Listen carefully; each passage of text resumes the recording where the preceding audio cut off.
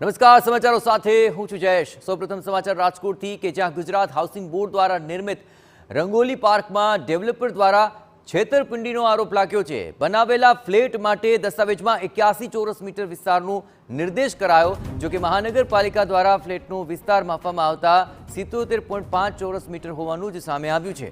Housing બોર્ડના flat લેનારા flat ધારકોને 3.5 મીટર ઓછો એરિયા આપવામાં આવ્યો છે અને આ મુદ્દે કેગ રિપોર્ટમાં પણ ઉલ્લેખ કરવામાં આવ્યો હોવાનું ફ્લેટ ધારકોનો આક્ષેપ છે। ફ્લેટ ધારકો હાઉસિંગ બોર્ડ સામે હવે લડી લેવાના મૂડમાં છે। હાઉસિંગ બોર્ડ દ્વારા બનાવવામાં આવેલા 1164 ફ્લેટ ધારકો સાથે આ ઠગાઈનો આરોપ લાગ્યો છે, જો કે ફ્લેટનો વિસ્તાર ઓછો આપી કરોડો રૂપિયાની છેતરપિંડી કરાયાનો આરોપ લાગવામાં આવ્યો છે। રાજકોટના કાલાવડ રોડ પર આવેલા ગુજરાત હાઉસિંગ બોર્ડના જે ક્વાર્ટર્સ આવેલા છે, જે આવાસ આવેલા છે, તેમાં માપણીમાં ગેરરીતિ થઈ હોવાનો એક આક્ષેપ છે તે થઈ રહ્યો છે। આપણી સાથે અહીંના જે સ્થાનિક લોકો છે, રહેવાસીઓ છે, આપણે તેની સાથે વાત કરીશું। શું કહેશો, કઈ રીતે જે માપ છે, ફ્લેટનું માપ છે, તેમાં ગેરરીતિ થઈ? હા, હવે અમને આ લોકોએ 81 સ્ક્વેર મીટર દસ્તાવેજમાં બતાવેલ છે। જ્યારે પ્રોપર્ટી ટેક્સનું બિલ અમારા હાથમાં આવ્યું એમાં 77.50 સ્ક્વેર મીટર છે, એટલે કે 3.5 સ્ક્વેર મીટરનો ડિફરન્સ છે। એવો દરેક કેટેગરીમાં ડિફરન્સ છે। પછી સીએજી રિપોર્ટ, જે authentic computer and auditor general CAG cake નામની સંસ્થાનો અહેવાલ છે, એમાં પણ આ જ રીતે છે। અને એ નુકસાન 3407.2 સ્ક્વેર મીટરનું ટોટલ બાંધકામ ઓછું છે, જેની રકમ 7,49,54,000 રૂપિયા થાય છે। અને એની અમારે સ્ટેમ્પ ડ્યુટી પણ વધારે ભરવી પડી। શા માટે? કે બાંધકામ ઓછું છે, છતાં એ લોકોએ અમારી પાસે તો 81 સ્ક્વેર મીટરના દસ્તાવેજ કરાવ્યા। એવું દરેક કેટેગરીમાં થયું છે। એમઆઈજીમાં 1માં 3.7 મીટર ઓછું બાંધકામ છે, એમઆઈજી 2માં 3.5 સ્ક્વેર મીટર બાંધકામ ઓછું છે, એલઆઈજીમાં 1.8 સ્ક્વેર મીટર બાંધકામ ઓછું છે, જે અમને ભયંકર અન્યાય થયો છે। આ અંગે તમે રજૂઆત કરી કે? અમે રજૂઆત કરેલી છે, હાઉસિંગ બોર્ડને કરેલી છે, પછી સીપી ગ્રામમાં કરેલી છે, પીએમઓ પીજી કાર્યાલય, વડાપ્રધાન કાર્યાલયમાં કરેલી, રાષ્ટ્રપતિને રજૂઆત કરી છે, સ્વાગત ઓનલાઈનમાં રજૂઆત કરેલી છે। જ્યાં જ્યાં અમને તક મળી છે ત્યાં બધે રજૂઆત કરી છે, પણ હજી સુધી અમને ન્યાય મળ્યો નથી।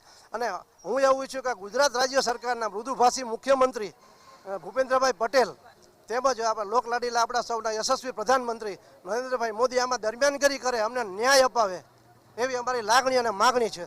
શું કહેશો બેન, આજે અન્યાય થયું છે, હવે શું થવું જોઈએ?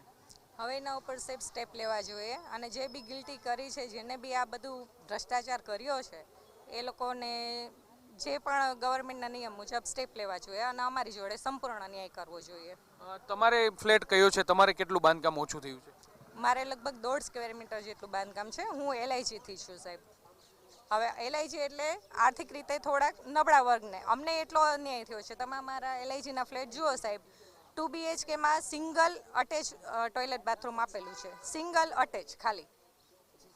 તમે શું કહેશો, હવે આ સમગ્ર મામલે શું થવું જોઈએ? અધિકારીઓને રજૂઆત કરી, એમના દ્વારા શું કહેવામાં આવ્યું છે? એમના દ્વારા કાંઈ કહેવામાં આવ્યું નથી। અને મેઇન પ્રશ્ન તો જે છે, આ લોકોએ પાર્કિંગની અંદર દુકાનો બનાવી દીધી છે। અને બીજા નંબરની અંદર જે આ કોમ્યુનિટી હોલ, આ બધી કોમ્યુનિટી હોલ આપવાનો હતો, એની જગ્યાએ એ લોકોએ એની ઓફિસ કરી નાખી છે। બીજા નંબરની અંદર જે કાંઈ પ્રોબ્લેમ છે એ કોઈ સાંભળતું નથી, કાંઈ કામ કરતા નથી। અને મારું કહેવાનું એવું છે કે 1 થી 1.5 મહિનાની અંદર જે પ્રોબ્લેમ છે એ સોલ્વ નહીં કરે તો રંગોલી પાર્કના 1164 જે રહીશો છે, એમાં ઓછામાં ઓછા 3500 મતદાર છે। આ પ્રોબ્લેમ 1 થી 1.5 મહિનામાં જો પૂર્ણ નહીં કરે તો અહીંના રહેવાસીઓ મતદાનનો વિરોધ કરશે, જેની નોંધ સરકાર લેવા વિનંતી છે। પણ એટલે અન્યાય છે તે થયો છે। 1134 જેટલા ફ્લેટ છે ને, તમામ ફ્લેટમાં કોઈને કોઈ રીતે બાંધકામ છે તે ઓછું છે। બીજા પણ કેટલાક રહીશો છે। બેન, શું કહેશો, આ રીતના જે અન્યાય થયો છે, આને લઈને શું કાર્યવાહી થવી જોઈએ? અમને જે આ દુકાનો આપી છે, અમારે એબીમાં નીચે દુકાનો કરીને નાખી છે, અમારું જે પાર્કિંગ હતું એ જગ્યામાં, તો અમને પાર્કિંગ તો મળતું જ નથી। તો એના બદલે અમારે પાર્કિંગની જગ્યા ક્યાં જોઈએ? અમારા છોકરા જે ગાર્ડન છે એમાં અમે પાર્કિંગ કરીએ તો અમારા છોકરાઓ રમે ક્યાં? એટલે છોકરાઓને રમવાની જગ્યા નથી મળતી, અમને પાર્કિંગની જગ્યા નથી મળતી।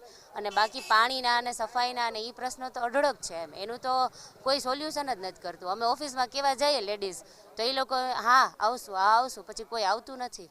પણ એટલે ઘણી બધી વિસંગતતાઓ છે. સ્થાનિક લોકોનું કેવું છે કે જે બાંધકામ છે જે તેમાં જે ગેરરીતિ છે તે આચરવામાં આવી છે. એટલું જ નહીં, જ્યાં કોમ્યુનિટી હોલ દેખાડવામાં આવ્યો હતો ત્યાં ગુજરાત હાઉસિંગ બોર્ડની ઓફિસ છે તે તૈયાર કરવામાં આવી છે. એટલું જ નહીં, પરંતુ એવો પણ આક્ષેપ છે તે થઈ રહ્યો છે કે એ અને બી વિંગ છે ત્યાં જે પાર્કિંગની જગ્યા હોય તેની બદલે ત્યાં દુકાનો છે તે ખડકી દેવામાં આવી છે.